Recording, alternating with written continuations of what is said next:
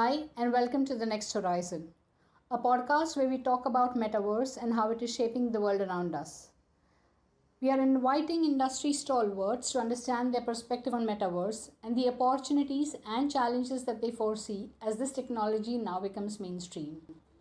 We are your hosts, Nena Raut from Mumbai. And I'm Saurabh Bambani from New Jersey. And we are here in a virtual space created by LTI in All Space VR. We have with us our esteemed guest, Ezhil Nanjappan, the CTO for Otis Elevator Company. Otis, the 170 plus year old company, as we know, transforms the way we move, moving over 2 billion people around the world through their 2 million elevators, escalators, and moving walkways. It is said that Otis moves the entire world population every 3 days. Isn't that interesting? Ezhil, it is such a pleasure to have you on our show. How are you doing today? I'm feeling great, and I hope you guys are doing well. Yeah, thank you so much Yep. for And asking. I have to say, before we get started, your avatar looks pretty spot on. I see you guys looking great, actually. So it's like it's literally feeling as if we are sitting next to each other and we're having a great conversation. Yeah, it's nice to meet you in this space. And I think on that note, why don't we get started? So, Azil, we know that you've been with Otis for about 16 years, and I'm pretty sure that you have been a part of some of the most transformative initiatives at the company. Can you tell us a little bit about the technological advancements that have delivered transformative benefits at Otis over the years? So a few that you can name. Sure. Yep, sure. It's a great opportunity to be part of this great Otis family. There's a lot of intellectual innovation team members are surrounded with a great experience of elevator and escalator products. Wherever I go, different kinds of team members, when I discuss with them, I every day in every meeting, I learn a lot from them. So that helped me to groom inside the organization and look for great opportunities which we can transform using technological products. A few of them, coming back to your question, like in a 2016 and 17 time period, where we want to transform our service business with our new president and CEO at the time, we want to make our company as a world-class service-oriented company. So in order to achieve that, how we can bring our field folks to the next level using technological services. So with that, we started deploying, phones as a standard devices. Then we built key applications in a stack which is completely cloud native, sitting with all the cloud services built on a cross platform in a shortest period of time, which helped them to focus on specific tasks and maintenance activities on the job site. At the same time, they are the one meeting the customers on a day-to-day basis. So can be, work towards on certain upsell products, like some of the parts which is not part of the contract, they can sell before they exit. So it's a kind of a concept we created and then we developed and deployed. If we roll forward in the last 5 years, we see a great benefit with the technology, what we the platform we put in together, both from a top line growth as well as from a productivity growth onwards. The other technology is we are partnering with you guys where we worked on connected elevators, which we started the journey in 2019. You can say it. We want to connect elevators, focus on four main personas. One is external customers. Nowadays they don't just look for a product or service; they look for experience. So how we can deliver that? And then the internal personas, which is we call it as an Otis line or a call center users and field technicians. So for all of them, once again, we build a cloud native application, transform the entire process in using the stack what is available in the cloud and enable these personas. In a summary, if you say it, give or take, roughly we send almost 450 million messages a day to the cloud to process and support all the global deployments what we have. Those are the key highlights where we're using technology. That's really inspiring, Ezil. Thank you. One question follow up to what you mentioned. I understand the Otis One program and I understand how significant it is for Otis and the industry itself. How do you think technologies like metaverse are going to impact your customers? Now, your customers could be residential, commercial, or the infra customers, or even your end consumers, right? The passengers who take the elevator day in and day out. What do you see this technology can do to them? Yeah, it's still in the early phase, as the industry says, as we study. So we are having a close look on that, how we progress, how we can support our future growth. But then one thing I can say is we are building blocks which can support and enable once we are ready to launch a product or a service. Take it, if we divide the core foundational parts required from a manufacturing side or a service side, one is we need to have some kind of a digital twin or a connected products, and that's what IoT or Otis One will enable that. Then the next is the AR VR capability, which is what certain areas where we deploy, which is how we can optimize the training duration or training process, safety training, maintenance task training. That's all for our then the third piece is when we go through the Web 3.0, that's all these three things we are acting as a building blocks to support the passengers, riders, building owners, the property managers, and also internally how we can support our field folks as well as other personas what I outlined earlier. I think That I is very think as interesting that's to a know. perfect yeah, yeah as let's I think that's a perfect segue into the next question. So I understand that Otis has over 40,000 field service professionals. How do you think you can leverage the technology for them, be it supervisors or the technicians? The two key areas can get benefit. One is training period, right?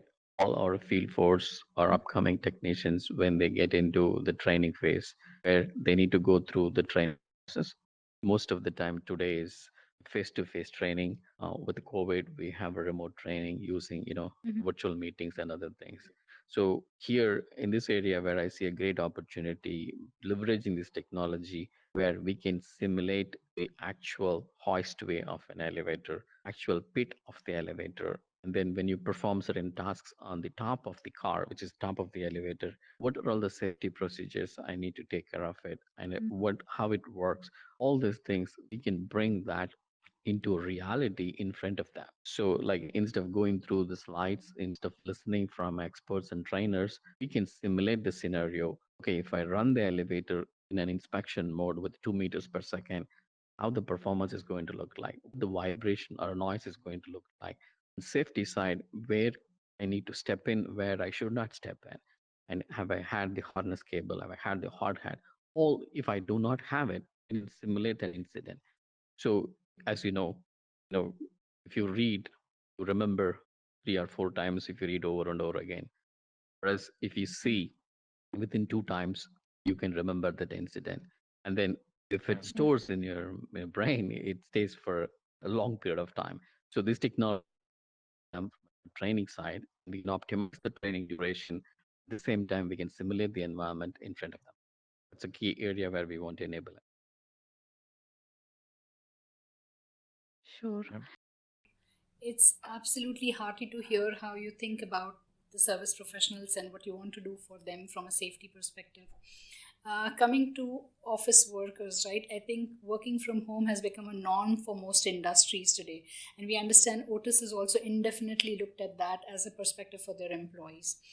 Given the metaverse and given the nostalgia that you still want to maintain with your employees and have that connect, do you think use cases like remote collaboration or office twins are considerations that you would have for your organization when it comes to?